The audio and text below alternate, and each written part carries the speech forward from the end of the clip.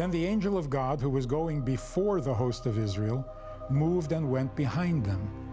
And the pillar of cloud moved from before them and stood behind them, coming between the host of Egypt and the host of Israel. The question is, when they got trapped at the sea, why didn't they just go around? Were they not allowed to because of the canal system? Is that the problem? Because they had Migdol in front of them. They had the Yam to the north, which I presume is the Mediterranean. They had the Yam Suf to the south, and they had Baal-Zephon to the west. So they were trapped in the wilderness, as it described in the Bible. They had no way to go in any direction. They couldn't confront the Egyptian army, which was posted in that big fortress, and they couldn't go back because chariots were coming that way by the Egyptians, were coming from that direction. They had nowhere to go. We can understand now why this area would have been so treacherous to come out here, have to deal with these forts, water, canals over here, the Mediterranean. It was really a very harrowing place to try to get out of Egypt, which may also explain why Pharaoh says, look, they're entrapped in the land. They can't get out. The wilderness has shut them in. That seems to fit very nicely, this area here. This red line is my proposed route for the Exodus. So they went north? If you're trying to leave Egypt, there's not a whole lot of options. And so they went north here along the edge of the Nile Delta and found this spot here, which is just on the edge of this lagoon. And there they got stuck. So this red line is their route. They got stuck here. The white lines are my reconstruction of the lagoons and bodies of water that were present at that time. This gap here is what I call the Ketewa Gap because it ends at this bluff here, an archaeological site called Tel Ketewa. That is the site of the crossing. During the Exodus period, that was an open strait between this lagoon and this coastal lagoon, and there was about 3 kilometers of water there. So we see land there right now, but if we saw it in an earlier time, that would have been water. Yes. There was water here in this large lagoon called Lake Manzala, and in ancient times called Lake of Tanis. And there was also water here in this lagoon here along the coastal, closer to the coast here. And so this was an impassable body of water here, unless you have a strong east wind. They are at the mouth of a canal. Pi Hahiroth is thought to mean a mouth of the canal. So the Paluziac branch comes along here, and then its mouth into the Yam Suf is right here, so there is a mouth. Here's the Dune Ridge, here's the Paleo Lagoon. Here are some of the river channels that had been previously discovered. We discovered one through here, and it was marshy and wet. However, these Nile channels would mean that in the Bala Lake crossing scenario, the massive group of Israelites would have needed to cross the Nile River just to get to the dead end before the sea crossing. For Lake Tanis, they would have had to cross 2 branches of the Nile River to get to that sea crossing point. This would have required a larger miracle than the sea parting itself. Lake Mansala in the north of Egypt. This is one of the main theories for the crossing in the north of Egypt.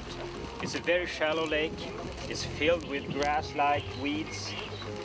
And if you remove the water here, you have a clay-like bottom with wet clay to walk in. This is not a realistic crossing site.